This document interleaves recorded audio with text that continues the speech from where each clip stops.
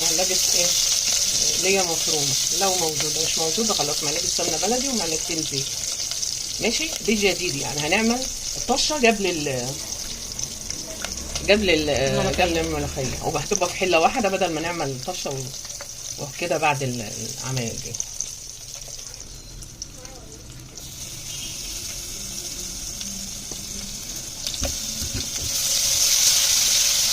نحط ماشي يا دوبك تصفر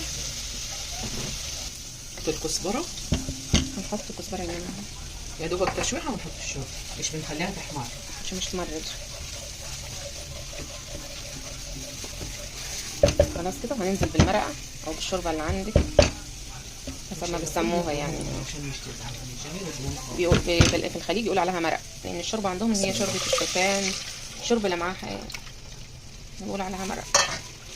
المرق بتاع اللحم مرق دجاج، مش عندي بقى اعملي ميه ومكعب ماجي وشكرا.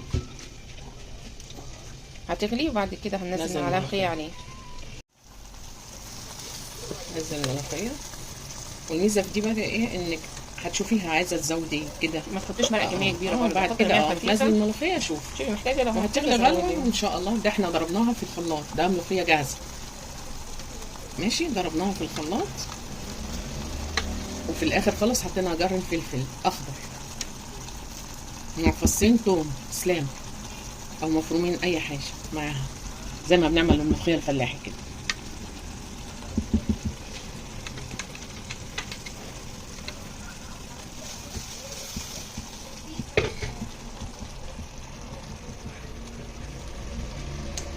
فرفوره وهنشيلها كده. خلصت الملوخيه. اول ما هتغلي غلوه هنروح طافين عليها النار كده. هنشوف ملحها، لو عايزه زياده بنحط، مش عايزه خلاص.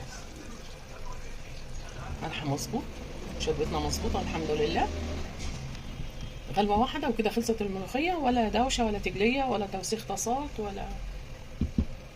خلاص كده غلوه واحده، غلوه اهي هتغلي وخلاص. هنطفي عليها اهي. كل سنه وانتم طيبين، ما تنسوش اللايك والشير. اشوفكم على خير.